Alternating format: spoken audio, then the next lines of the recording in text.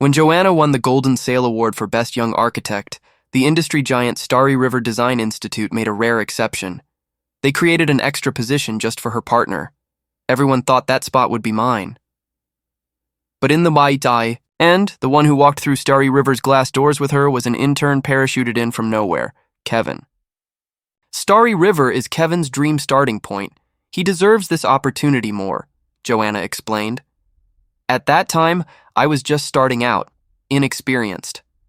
Joining such a prestigious firm would have only stirred gossip, so instead she signed a contract on my behalf with a small design studio in the South, and she promised, once the project lands, we'll get married. But later, I boarded a flight overseas. When we met again, Joanna's eyes were bloodshot as she stared at the faint ring mark on my finger. Why? You promised. You said you'd marry only me. 7 years after I left City A, I heard Joanna's name for the first time again. It happened in the crowded boarding lounge of JFK Airport in New York. The young woman sitting beside me had already stolen glances at me 5 times before she finally spoke, hesitantly. James? I instinctively looked up. Her unfamiliar face was full of uncertainty. It is you, right? Do you remember me? We were in the same year at the City A School of Design. Seeing a flicker of recognition on my face, she brightened. City A School of Design, my alma mater. She claimed to be my classmate, said we'd helped each other during the setup for our graduation exhibition. It was clear, she was trying hard to stir my memories. But those college days had long faded into a blurred backdrop. Faces and names had melted away with time. No matter how hard I tried, I couldn't piece the woman in front of me into any fragment of memory. She didn't seem embarrassed, though. Instead, she quickly shifted gears. Doesn't matter if you don't remember me, but you must remember Joanna, right? Joanna. That name hit like a cold needle, piercing the edge of my nerves without warning. She didn't miss the slight change in my expression. She jumped on it. You two were the golden couple of our class. Everyone thought you'd go the distance. When Joanna won the Golden Sale Award, Starry River bent over backwards to get her, even let her bring her partner in too. So, you joined Starry River with her, didn't you? How far have you two gotten now? Are you married? Is this a business trip? Her rapid-fire questions rained down on me, but I didn't hear a word. Only that name, Joanna, churned up a storm in my mind. Caught off guard by the intensity of her small talk, I was saved by the boarding announcement that came just in time. Sorry, I have to go. She looked stunned as I quickly disappeared into the crowd. Escape didn't bring peace. As the plane roared into the sky and I tried to sleep through the long transoceanic flight, the weight on my chest only grew heavier. Every time I closed my eyes, the word Joanna silently exploded in the dark. Like a long-forgotten spell once triggered, the past came flooding in like a breached dam. Joanna was my childhood friend, and once, the genius of City A's School of Design. During our 4 years in college, she swept up every emerging design award, domestic and international. 7 years ago, during graduation season, she stunned the industry with her cloud library proposal and took home the Golden Sale Award. Starry River Design Institute and another giant, Hanhai, competed fiercely to win her over. Just like that girl at the airport said, in order to get Joanna, both top institutions offered irresistible conditions. They even promised Joanna could name one additional person to join without any exam or interview. At the time, she hadn't said a word yet, but the wave of congratulations had already drowned me. Everyone in the school knew. Joanna and I were childhood sweethearts, deeply in love. Now, thinking back to the envy and excitement in that boy's eyes, I feel nothing but a faint, absurd chill. Turns out even now there are still people who don't know. The one who stood beside Joanna and walked into Starry River wasn't me. 7 hours in the air, 6.5 spent drifting in a daze. It wasn't until we landed and I turned my phone back on that a familiar voice pulled me from that swamp. Hey, you've landed? Yeah, just got off the plane. Your voice sounds off. What's wrong? Lillian picked up the difference in just a few syllables. Her sensitivity made me smile. but I had no intention of mentioning the airport encounter. Nothing, just tired from the long flight. Then get some rest at the hotel, adjust to the time zone. Okay. I hung up and got into the hotel shuttle. The jet lag hit harder than I'd expected. I was completely exhausted, yet wide awake. Just as I was finally about to drift off, Simon, my friend from both high school and college, called. "James, back in the country and didn't even say a word?" He sounded thrilled. "How did you know?" "The alumni group is going nuts." I was stunned. I hadn't logged into the college alumni chat group in years. It took me a while to even remember the password. The group had been dead silent since graduation. But 2 days ago, someone posted a photo of me. Underneath, the comments read, "Shocking. Ran into our class god James at JFK Airport." Almost didn't recognize him, had to call his name to be sure. His presence is insane, full-on elite vibes. The photo showed a side profile of me resting with my eyes closed while waiting. To board, the background was exactly the gate from that day. As for who posted it, there was no need to guess. That long-dead group had exploded because of one photo. It's really him. He hasn't changed one bit. Was he alone? Where's Joanna? Didn't they come together? As I scrolled down, Joanna's name pierced my vision again, just like always. No matter where, no matter when, whenever one of us was mentioned, the other's name always followed like a shadow, etched into the bone, impossible to separate. "No, he was alone," the girl who posted the photo replied. Some were confused, others puzzled, until a message popped up. "You guys didn't know? Joanna and James broke up right after graduation." That message completely ignited the fire of gossip. "Huh? What happened?" "They broke up? Joanna adored James. She just let him go?" The group chat exploded, thousands of new messages within seconds. By the time I saw the first one, I'd already lost interest in reading any further. Simon was still on the other end of the call, excitedly planning. "Which city are you in now?" "Beijing." "What a coincidence! I'm here too. We have to meet. My treat." Back in college, Simon was one of the few who truly understood the tangled mess between Joanna and me. He didn't like Joanna, and despised Kevin even more. I didn't refuse. I agreed. And that simple yes led me, in just a few short days of being back in the country, to unexpectedly run into the very person who once shattered my calm, Joanna. Honestly, I was caught off guard. I hadn't expected Joanna's private gathering to be at the exact same restaurant. As soon as I saw Simon, he pulled me into a tight hug. "Damn, I missed you!" He was just as bold and loud as he'd always been in college, hooking his arm around me affectionately as we walked in, chatting nonstop, until he suddenly said, "You have no idea how disappointed the old professor was when you didn't join Hanhai. These past few years while you were abroad, he kept telling the new students about you. Man, all this. For Joanna. Really worth it?" His voice abruptly cut off. His steps stopped cold. Following his suddenly stiff gaze, my heart clenched, as if seized by an invisible hand. Joanna. This was the first time in 7 years that I had seen Joanna again. In those long years of growing up on my own, I had imagined countless times what the Joanna of 20 would look like now. And now, the woman standing in front of me was slowly overlapping with the image in my memory. Dark gray cashmere sweater, black trousers, those cool, distant eyes, still the same. Gone was the youthful sharpness, replaced by composure and restraint.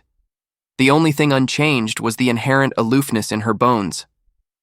Back then, I always thought Joanna was like a snow-capped mountain, distant and untouchable. Now looking at her again, that chill seemed even deeper. Simon glanced at me, then at her. The once spacious corridor suddenly froze with this unexpected encounter.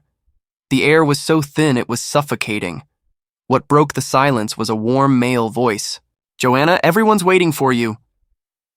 Kevin stepped out from behind Joanna and walked to her naturally. Sensing something off, he followed her gaze. The moment our eyes met, a flash of shock passed through his. His lips moved slightly. "Yeah." "James!" I could hear the tension in his voice and found it completely unnecessary. After all, he was the one who had won back then. I was the one who quietly exited the stage. In that moment, I even had the absurd urge to say, if that girl from the airport had been here, I could have pointed at Kevin and told her, the one who walked into Starry River beside Joanna wasn't me. It was him, Kevin. Before the age of 20, how close were Joanna and I? Anyone who knew us knew. Wherever James was, Joanna would be within 3 meters. We were born in the same year, the same month. We had been inseparable since diaper days. The first imported chocolate Joanna ever received, she gave it to me. She once fought the class bully for mocking my blueprint. Even the first time I collapsed from an all-nighter working on designs, it was Joanna who carried me to the school clinic, running back and forth. Before the age of 20, Joanna had never been absent from any important moment of my life. We were so certain of each other that everyone naturally believed we were meant to be, and I had no doubt either. Until junior year, Kevin appeared. He dropped into Joanna's elite design team as an exchange student. The first time I noticed him was during the midterm presentation. That unassuming newcomer ranked second in the department. His score was only 5 points behind the first-place student, Joanna. Tch, he almost caught up to your girl, Simon had joked back then, biting his straw and pointing at their names on the bulletin board. I didn't take it seriously. Relax, he'll never reach Joanna's level. Only later did I realize that catching up meant something else entirely. And I was completely, utterly wrong. At some point, Kevin became a name that couldn't be avoided in conversations between Joanna and me. It was Kevin who pointed out a critical structural flaw in Joanna's proposal. It was him who first outscored Joanna in a joint bidding competition. Or perhaps it was the first time the two of them represented the academy in an international competition, clashing fiercely, yet working in perfect sync, sweeping gold and silver and returning with full honors. The congratulatory poster featuring them stayed up on the academy bulletin board for an entire month. Kevin, whom I had never truly taken seriously, was now inch by inch consuming the space I once occupied in Joanna's world. Until graduation season, Joanna said to me, "James, I want to go to Starry River." By then, we had already grown tense over Kevin several times, with cold wars still unresolved. But I still supported her. Sure, you deserve the best. It wasn't until later that I found out Starry River wasn't her dream. It was Kevin's. On the day she was granted that precious partner entry slot, she looked me in the eyes and said, "James, Starry River is Kevin's dream starting point. He needs this opportunity more than you do. Let him have it." And now, watching Joanna and Kevin standing side by side, they exuded the same elite presence, the same aura of professional refinement. Compared to 7 years ago, their chemistry seemed even stronger, especially Kevin. In the moment our eyes met, his arm naturally looped through Joanna's. "James, you're back? Why didn't you say anything in advance?" The unease in his eyes had long since vanished, replaced with polite detachment and a subtle air of superiority, a quiet, calculated declaration of possession. During the years I was abroad, it wasn't as if I heard nothing. In the first 2 years after I left the country, scattered updates about Joanna and Kevin still reached me now and then. They entered Starry River together, assigned to the same top-tier project team. They carried on their campus brilliance, sweeping awards from domestic and international design competitions, climbing the ranks rapidly. People praised them as the perfect match, side by side, a power couple in the industry. How ironic. Once upon a time, those exact words were used to describe me and Joanna. Only now the stage had changed. The players, too. Once I was no longer by Joanna's side, the one who stood beside her, her equal, was someone else. I suddenly recalled something Kevin once said to me. "You just got lucky growing up with her. If we had started from the same place, you wouldn't be the one standing next to her." Back then I had scoffed at him, but now it seems like he wasn't wrong. Simon was one of the few who knew the truth. He never liked Joanna and disliked Kevin even more. Simon threw an arm around my shoulder and raised an eyebrow at Kevin. "And you are? You in James' clothes or something?" Kevin's face stiffened. He looked at Joanna, silently pleading for her help, hoping she would, like so many times before, come to his rescue. But from the moment we crossed paths, Joanna looked as if her soul had been sucked out. She stood frozen in place, her eyes locked tightly on me. Simon rolled his eyes and tugged me away. "Let's go. Different place." She wanted to avoid this scene even more than I did. but Joanna was far more persistent than either of us expected. After we left the restaurant, Joanna's car actually followed us. While Simon and I ate, her black sedan stayed parked across the street. I recognized the license plate. The digits were a combination of our shared birthday. Through the windshield, I saw her behind the wheel. She didn't come forward. She just sat there silently like a frozen, mute sentinel. I frowned. On the way back to the hotel, that car trailed us like a shadow. When we reached the hotel entrance, I finally couldn't take it anymore. I got out, walked to her car, and knocked on the window with my knuckle. "Joanna, you do know that stalking is illegal, right?" The window rolled down. Joanna looked up. Only then did I see the redness around her eyes and the tears she was struggling to hold back. "James, you're so cruel!" Her eyes were rimmed in red. I suddenly remembered sophomore year, when my design concept was stolen by a teammate and Joanna was furious. That was the first time she ever got into a physical fight. No skill, just raw fury. She beat the guy black and blue. His parents raised hell with the school, even threatened to have her expelled. When the professor asked her to apologize, Joanna stood firm. "I did nothing wrong. If anyone bullies James, they deal with me." That night, her uncle whipped her with a belt, leaving bruises all over her back. I went to see her and couldn't stop crying. Joanna gritted her teeth through the pain, clumsily trying to wipe my tears. "Why are you crying?" "Does it hurt?" "No." Liar. Cold sweat had soaked her hairline. Back then, Joanna never made a sound, no matter how much it hurt.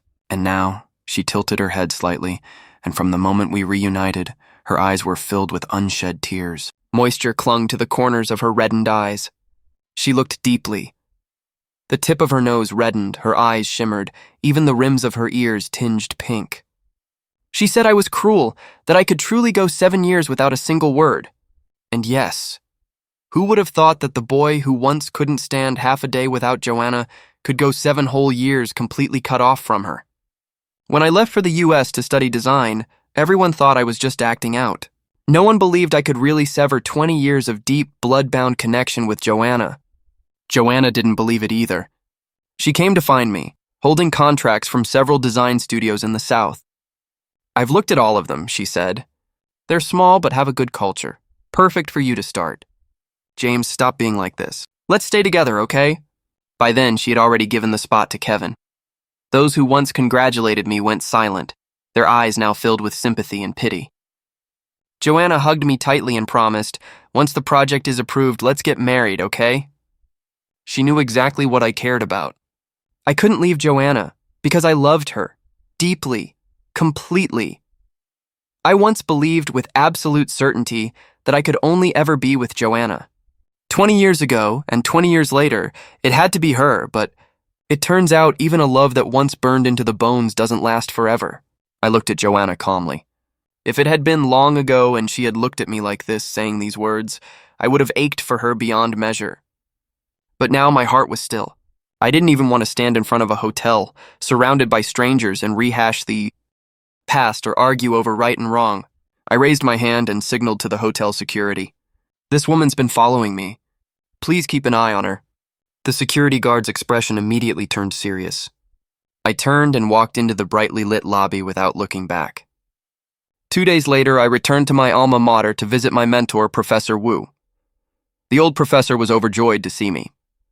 He held my hand tightly, his gaze warm and full of emotion. "How have you been?" "Still working in design?" Back in my sophomore year, I hit a creative block and fell into deep self-doubt.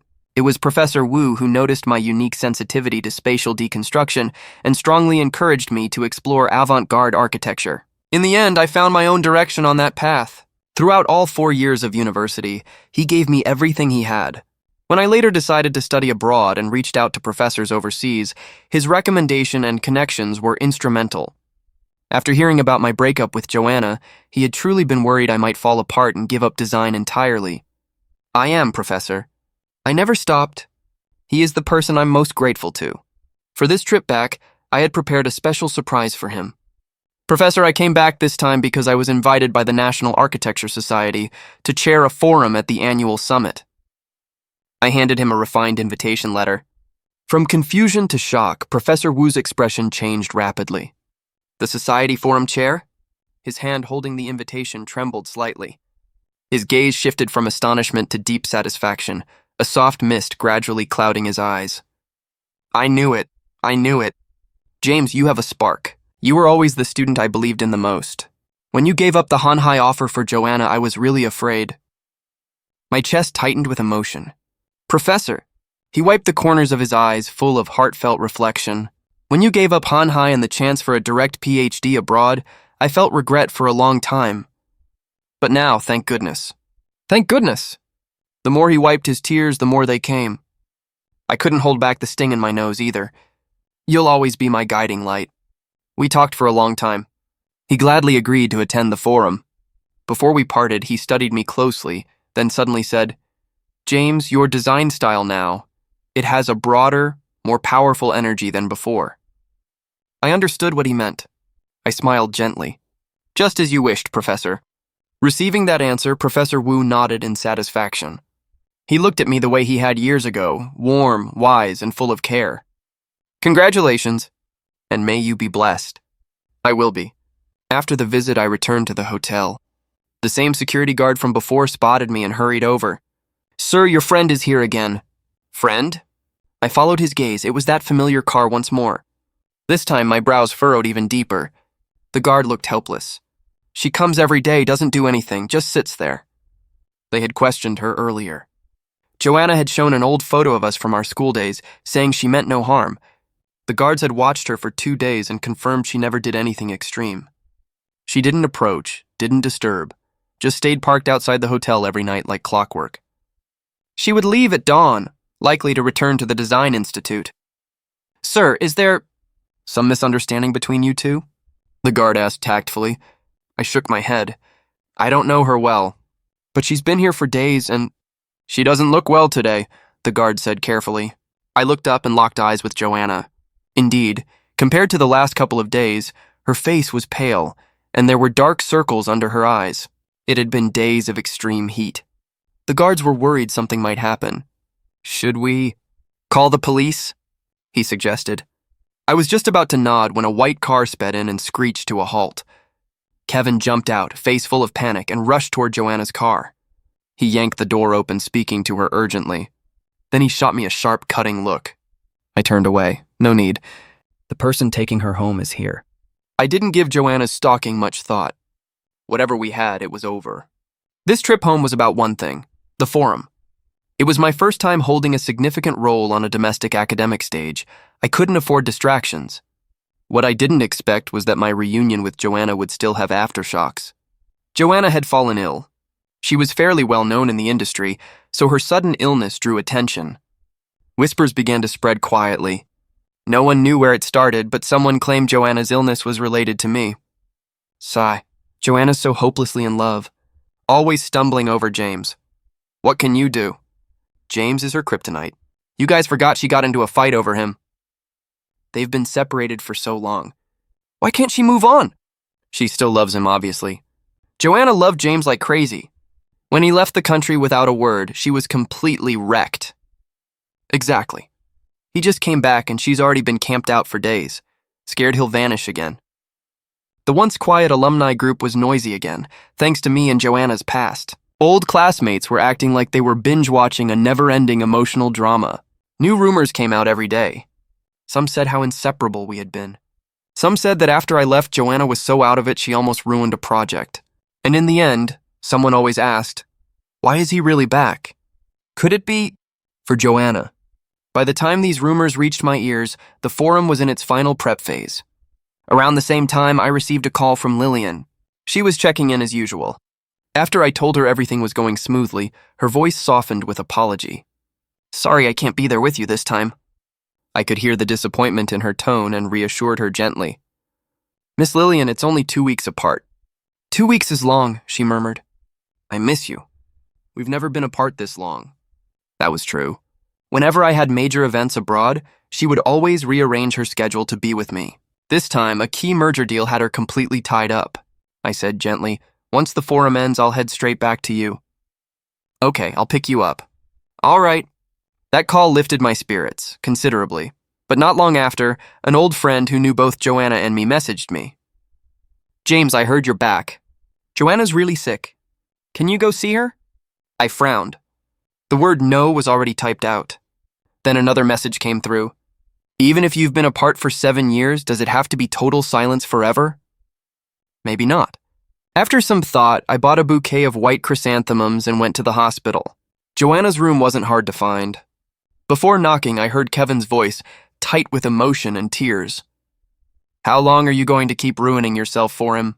He doesn't care whether you live or die. You've been sick this long. Has he shown up even once? My life is none of your business. Joanna's voice was hoarse and cold. Kevin grew anxious and angry until my knock on the door cut through. He turned and saw me, his expression darkening. James, what the hell are you doing here? Joanna looked up sharply. There were others in the room too. Unfamiliar faces, probably colleagues from Starry River Design Institute. When they heard Kevin's words, their eyes all turned toward me. So he's the James Joanna can't forget? He's the one who made her stand in the rain and get sick, right? I ignored their probing stares. I walked into the room and set the bouquet down on the bedside table. Heard you were sick. Just came to check on you. That old friend was right. Joanna and I hadn't reached the point of becoming complete strangers. We grew up together, after all. Time had passed, and I had a new life now. There was no need to dwell on the past. This visit was simply my way of honoring the youth we once shared. That's how I saw it. Joanna didn't. When she saw me approaching, a spark of light flared in her dim eyes. James? She called softly, then remembered there were others present. You all can go now. The visitors began to file out, but Kevin remained rooted. Joanna looked at him. You too. Kevin stiffened, glanced at Joanna, then shot me a vicious glare. Finally, he pressed his lips together and reluctantly left. The room fell silent. The first time Joanna and I were alone in 7 years. Once we had endless things to talk about. Now we stood wordless. Joanna motioned for me to sit. I didn't. I stood one step away from the bed. Joanna, don't get the wrong idea. I just came to see how you were. Now that I... See, you're okay, I'm leaving. I turned. James! Joanna called out urgently. I looked back and saw her pale, fragile face. You still hate me, don't you? What I said that day, you're cruel, was out of anger. You're not cruel at all. She paused. I just missed you so much. Her voice cracked, rough and choked with tears. Her eyes reddened again. 7 years, James. I haven't gone a single day without thinking about you. You have no idea how happy I was when I heard you were back. That photo of me at the airport in the alumni chat. She had looked at it countless times, zooming in, zooming out, her fingers brushing the screen. Until the day at the restaurant when we finally met again, her heart had finally settled. She had so much to say. She waited outside the hotel night after night just to be sure I had really come back. And now, here in this room, I was finally talking to her. I used to be the one who couldn't stop talking around Joanna. This was the first time the roles were reversed. If I were 20 again, I would have been overjoyed. But now, listening to her whisper how much she missed me, my heart felt nothing.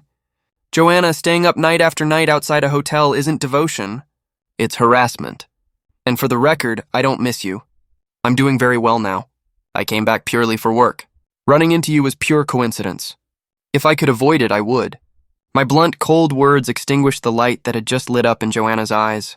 She stared at me stubbornly, trying to find even the slightest trace of hesitation in my expression. But there was none. I was completely calm. It's getting late. I'm leaving. And by the way, please clear up those rumors in the alumni group. With that, I turned to go. Behind me, Joanna let out a raspy, anguished cry. I don't believe you, James. I don't believe it. If you really didn't care at all, why did you come back? Joanna thought she knew me better than anyone. At that moment, all I felt was that she was being unreasonable. I had just stepped out of the hospital room when I was called again. James? Kevin walked straight toward me, his face cold. Can we talk? I looked at him, puzzled. Kevin and I weren't even acquaintances, barely knew each other. There was really nothing to talk about. Except Joanna. Of course, Kevin was here because of her. You avoided her before and now suddenly show up at the hospital. James, what exactly are you trying to do? His first words were accusatory, clearly agitated. I felt baffled. Didn't I say already? I was just visiting the sick. You vanish for 7 years, then show up and stir everything up like a storm. I never realized you were so calculated. He was just like Joanna. Neither of them believed me. His eyes were cold, devoid of warmth. Then I understood. Kevin had seen the rumors in the alumni group too. He was convinced I was playing hard to get, that I had returned for Joanna. The suspicion and hostility in his eyes were a far cry from the quiet, reserved Kevin I remembered from college. Back then, Kevin rarely spoke. He barely joined in small talk except when discussing design with Joanna. That was the only time he came alive, eloquent, sharp-edged, confident. Everyone said his contrast made him charming. But in my few encounters with him, I always felt something subtle in the way he looked at me. When he found out I was focusing on avant-garde design, he once asked in front of Joanna, "I envy you guys. You get to be imaginative. We structure people are always constrained." I thought he was just curious, so I explained patiently. Structure is the skeleton of architecture. It's just as full of creative potential. Still, at least you have the freedom to express yourselves artistically. Guys like me from average families who just study hard, we only have one narrow road. I said, "But Joanna combines structure and aesthetics beautifully." "That's because she has talent. A lot of privileged people can afford to pursue pure art the way you do, can't they?" Kevin shot back. I didn't quite understand what he was getting at, but the tone was uncomfortable. I had never considered myself someone chasing pure art. Joanna and I had promised each other we'd create spaces that balanced utility and beauty. Professor Wu had also told me I had talent and the will to push through. As long as I kept at it, I could carve out a path in practical artistic design. But no matter what I said to Kevin, he never let it go. "Ah, I see. You two must be really in sync. But do you really understand Joanna's pursuit of extreme structural aesthetics? A lot of art types are like that. Always talking about integration, but really, it's like encouraging underachievers, right?" Kevin smirked. There was a forced smile on his face, but nothing behind it. I didn't understand it at the time why Kevin seemed to resent the artistic path. But later I realized it wasn't the path he resented. It was me. His bias turned into quiet hostility. And in that final crucial year before graduation, his veiled malice followed me everywhere, like a snake in the shadows, waiting for the perfect moment to strike. And the root of it all was Joanna. "You left already. Why did you come back?" "Do you have any idea how Joanna made it through these past 7 years?" Kevin questioned me furiously. He said that during the 7 years I was gone, Joanna lived like a machine. There was one time during a rushed construction project, she worked nonstop on site for 3 days and nights. She suffered acute gastric bleeding and almost didn't make it. While in the ICU unconscious, she kept murmuring my name. In the end, it was Kevin who stayed by her bedside, calling her name over and over, pulling her back from the brink. "I was the one who stood by her through the hardest times. And now, the moment you show up, she can't look at anything but you. Are you trying to kill her again?" Kevin stared at me, eyes burning with anger. It was clear. He truly loved Joanna deeply. In the alumni group, aside from gossip about me, there were also plenty of sighs about Kevin's years of loyal devotion. Listening to him now, I wasn't sure if I should be angry or amused. Perhaps the sarcasm in my eyes got under his skin. Kevin grew even more agitated. "What the hell are you laughing at? You wanted this exactly." "This is what you wanted from the start." "You didn't get what you wanted, so now it's my fault?" Kevin's furious expression froze. I stared back coldly. I still remembered what he once said to me. "You just got lucky growing up with her. If we had started from the same place, you might not be the one standing next to her." I realized Kevin liked Joanna during our senior year. That was when Joanna lost a sketchbook. It wasn't valuable, but inside were countless little doodles where she scribbled Joanna and James together. Later, I saw that sketchbook in Kevin's possession. The doodles were still there. Only now, James had been aggressively crossed out, and the margins were filled with the name Kevin. After I confronted him, Kevin no longer bothered to hide his hostility toward me. He said, "Just give me time and I'll be the one standing beside Joanna." So he had already decided to enter the same firm as her. After he found out about the promise Joanna and I made right before our graduation defense, his hard drive suddenly failed. Every file and backup gone. Even now, I still can't be certain whether it was an accident or intentional. All I know is after that, Joanna feared he wouldn't graduate and poured all her energy into helping him rebuild his models and redraw his plans. She stayed up all night with him on those nights when Kevin broke down crying that he'd fail. In the end, everything settled. Kevin missed the Starry River offer by a hair. He broke down in tears. Everyone felt sorry for him, including Joanna. It was that very day Joanna said to me, James, Kevin needs this opportunity more than you do. I didn't keep silent. I told Joanna something wasn't right. But back then, all she could see was Kevin's misfortune. She even said to me, "You're too inexperienced. Going to Starry River would only make people question your qualifications." I had grown up with Joanna. She had never looked down on me like that. That was the moment I knew Kevin had won. I chose to leave, swearing to cut all ties with Joanna. As for making a name for myself later in the international architecture world, I never once sought to boast about it. So what, was I wrong? Giving that spot to you would have been a complete waste of resources.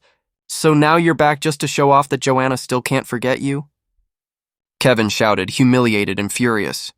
I realized then, both Joanna and Kevin had completely misunderstood the reason for my return.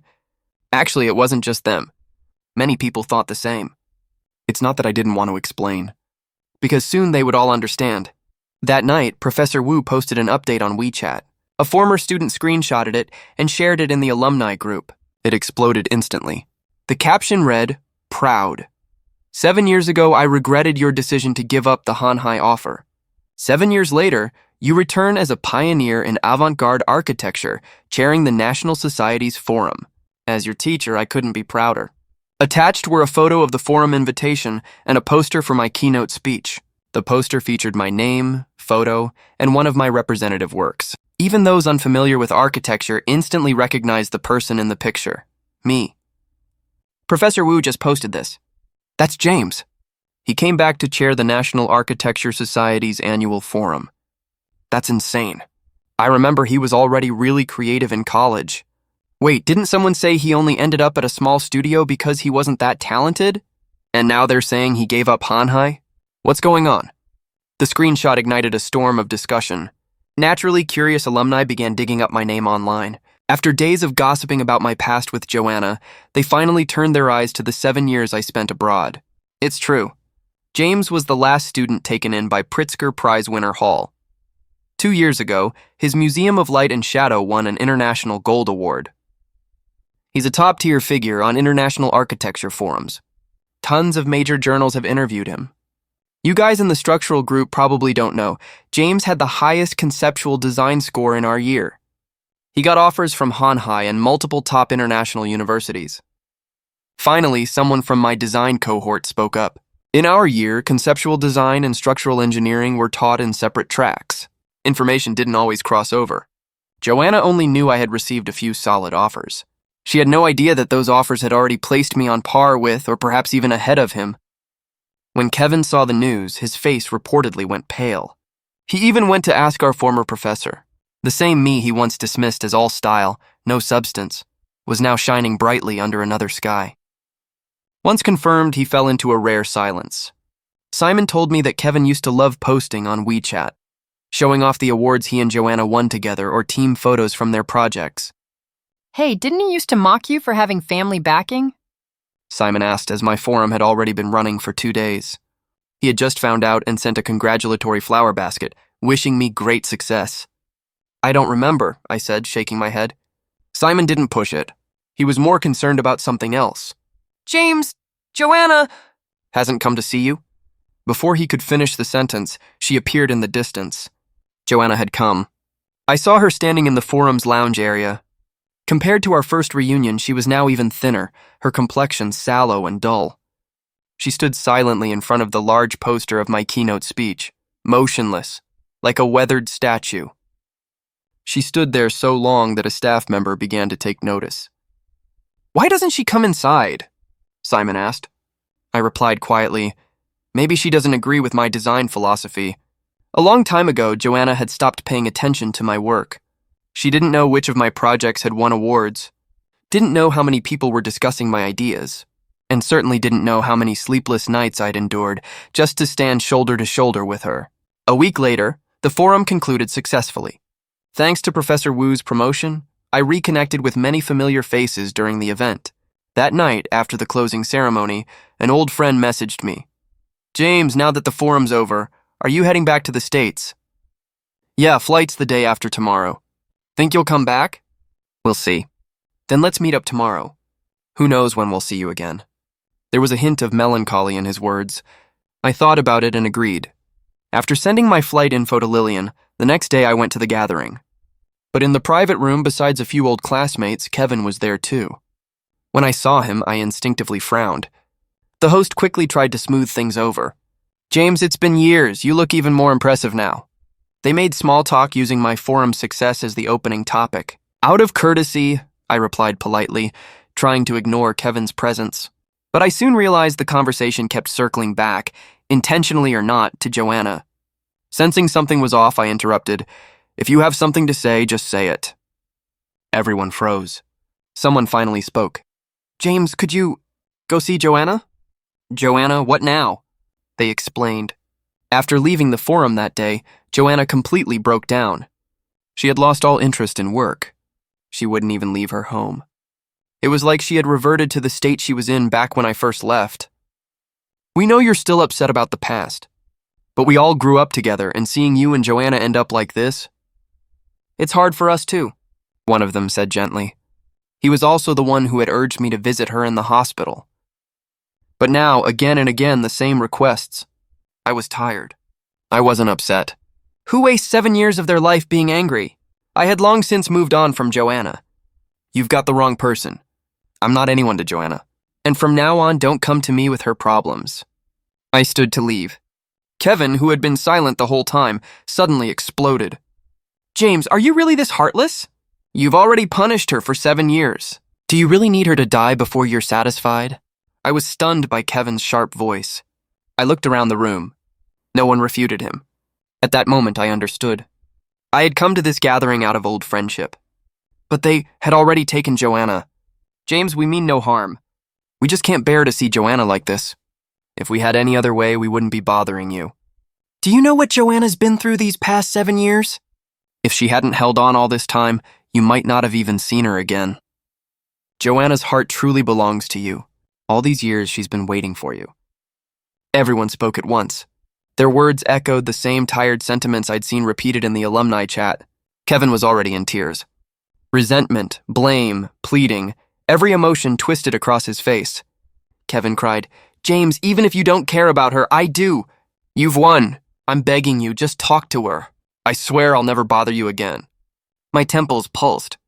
The name Joanna buzzed incessantly in my head, and just then my phone buzzed. A message from Lillian popped up. "Got it, hubby. Waiting for you to come home." Attached was a photo of her grinning while holding our corgi. I couldn't help but smile. The scene in front of me, though, felt utterly absurd. I looked at them all and replied coldly, "I'm not going." "Why not?" "I'm married." The room fell into sudden silence. Expressions went blank, then turned to shock. Someone instinctively looked behind me. "Joanna!" I turned around. There she was, her face pale as paper, swaying on her feet. I'd gotten married 2 years ago. It had been low profile, very few people knew. Partly because I was abroad. Partly because Lillian's identity was sensitive. If they had really tried, they could have found clues buried in the financial news. My return trip this time had been tightly scheduled. Aside from seeing a few necessary mentors and old friends, I hadn't intended to bring it up. Not even to Joanna. It didn't seem necessary. Our paths were now worlds apart. No reason to meet again? I hadn't expected such a scene right before leaving. Those who had just moments ago been pressuring me to give Joanna a chance fell completely silent.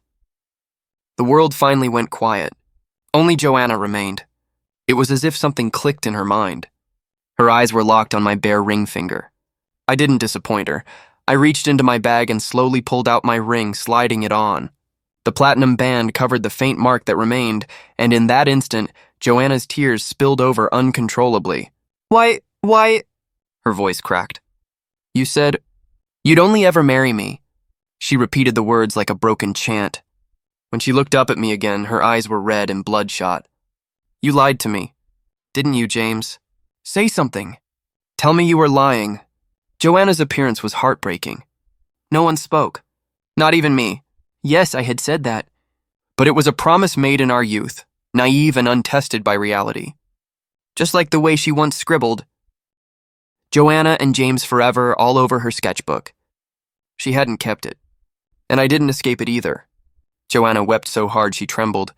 At some point, the private room had emptied, leaving just the two of us. She stumbled forward, grabbing the edge of my coat, nearly collapsing to her knees. James, I regret it. I really regret it. Joanna's words tumbled out. She said that if she had known what would happen, she never would have given that spot to Kevin. I let out a sigh. You're wrong, Joanna. I didn't marry someone out of spite. It's because I don't love you anymore. There's something you probably don't know. I came back to find you. Joanna's bloodshot eyes snapped up, her tear-soaked lashes trembling violently. I looked into her eyes calmly. 3 months after I left the country, I regretted it too. How could 20 years of love be abandoned just like that? During that time, loneliness and longing drowned me like a freezing tide. I couldn't sleep. Night after night, I cried into my pillow. I hated myself for storming off in anger.